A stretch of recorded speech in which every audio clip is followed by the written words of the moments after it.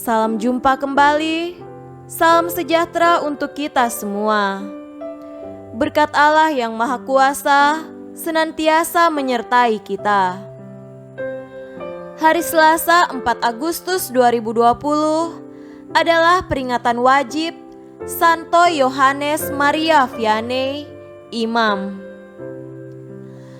Yohanes Maria Vianney lahir di desa Dardilly, dekat kota Lyon di Prancis pada tanggal 8 Mei 1786.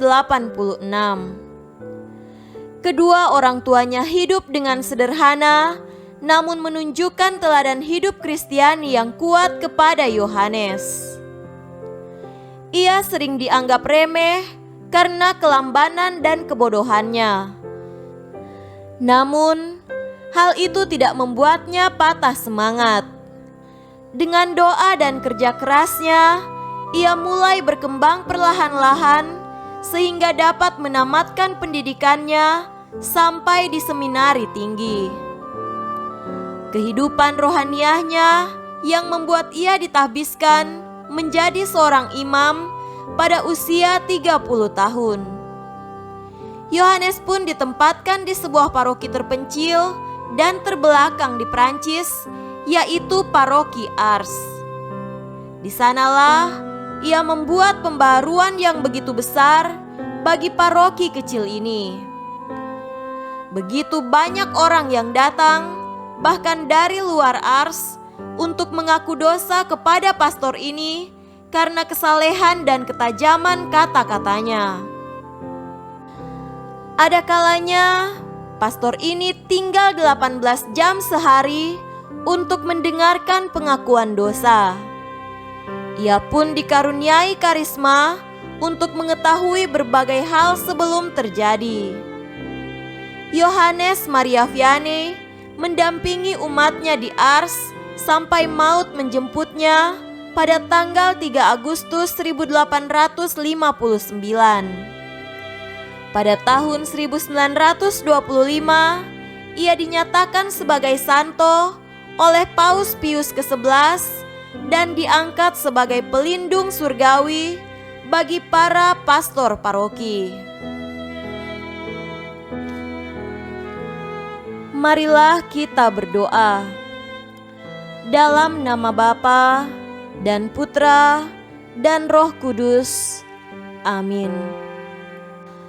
Allah Bapa yang Maha Kuasa dan penuh belas kasih, Engkau sudah memasyurkan Santo Yohanes Maria Vianney karena kegiatannya sebagai pastor di Ars. Semoga berkat doa dan teladannya, kami berusaha membawa sesama kepada cinta kasih Kristus dan dapat memperoleh kemuliaan abadi bersama mereka. Demi Yesus Kristus Tuhan dan pengantara kami. Amin. Dalam nama Bapa dan Putra dan Roh Kudus. Amin. Marilah kita mendengarkan dan merenungkan bacaan-bacaan kitab suci. Bacaan pertama dari kitab Yeremia pasal 30 ayat 1 sampai 2, dilanjutkan dengan ayat 12 sampai 15 dan ayat 18 sampai 22. Firman yang datang dari Tuhan kepada Yeremia bunyinya, beginilah firman Tuhan Allah Israel. Tuliskanlah segala perkataan yang telah kufirmankan kepadamu itu dalam suatu kitab. Sungguh, beginilah firman Tuhan. Penyakitmu sangat payah, lukamu tidak tersembuhkan. Tidak ada yang membela hakmu, tidak ada obat untuk bisul, kesembuhan tidak ada bagimu. Semua kekasihmu melupakan engkau, mereka tidak menanyakan engkau lagi. Sungguh, aku telah memukul engkau dengan pukulan musuh, dengan hajaran yang bengis, karena kesalahanmu banyak, dosamu berjumlah besar. Mengapakah engkau berteriak karena penyakitmu, karena kepedihanmu sangat payah? Karena kesalahanmu banyak, dosamu berjumlah besar, maka aku telah melakukan semuanya ini kepadamu. Beginilah firman Tuhan. Sesungguhnya aku akan memulihkan keadaan kemah-kemah Yakub dan akan mengasihani tempat-tempat tinggalnya. Kota itu akan dibangun kembali di atas reruntuhannya, dan puri itu akan berdiri di tempatnya yang asli. Nyanyian syukur akan terdengar dari antara mereka, juga suara orang yang bersukaria. Aku akan membuat mereka banyak, dan mereka tidak akan berkurang lagi. Aku akan membuat mereka dipermuliakan, dan mereka tidak akan dihina lagi. Anak-anak mereka akan menjadi seperti dahulu kala, dan perkumpulan mereka akan tinggal tetap di hadapanku. Aku akan menghukum semua orang yang menindas mereka. Orang yang memerintah atas mereka akan tampil dari antara mereka sendiri, dan orang yang berkuasa atas mereka akan bangkit dari tengah-tengah mereka. Aku akan membuat dia maju dan mendekat kepadaku, sebab siapakah yang berani mempertaruhkan nyawanya untuk mendekat kepadaku? Demikianlah firman Tuhan.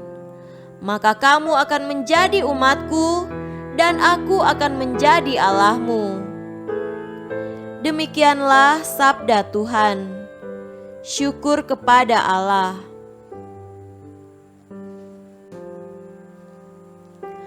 Tuhan beserta kita, sekarang dan selama-lamanya.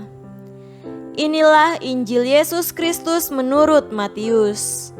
Dimuliakanlah Tuhan. Injil Matius pasal 15 ayat 1-2 dilanjutkan dengan ayat 10-14.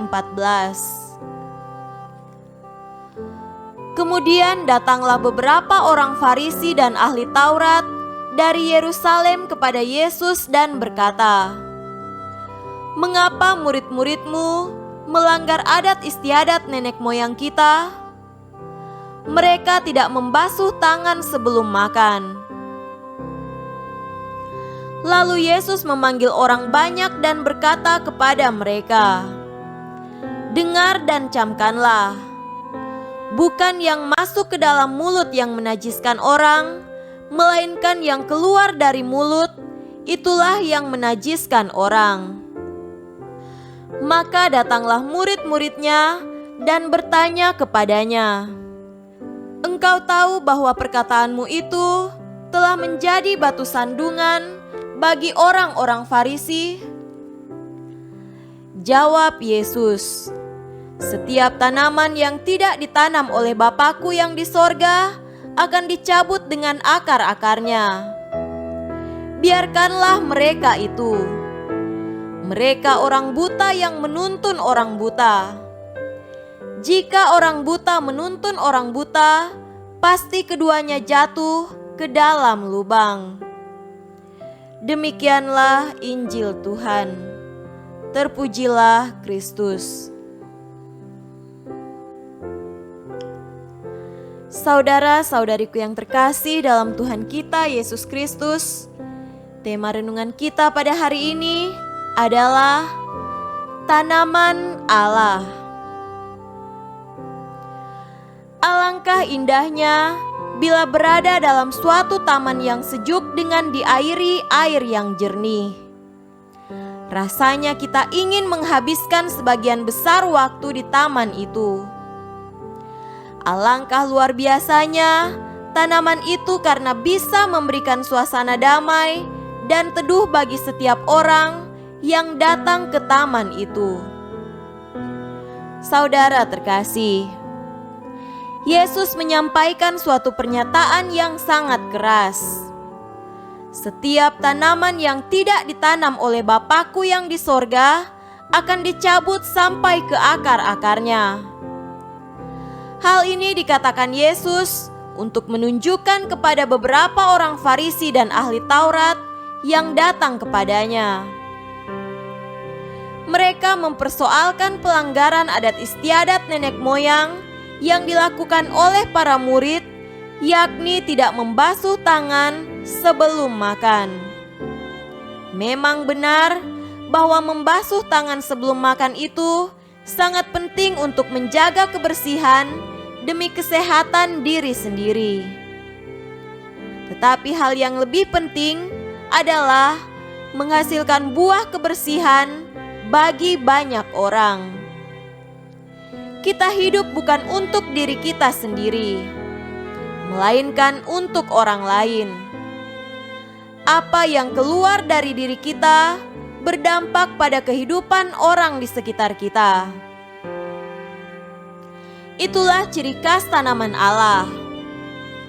Orang yang menjadi tanaman Allah adalah mereka yang menghasilkan buah kebaikan bagi banyak orang.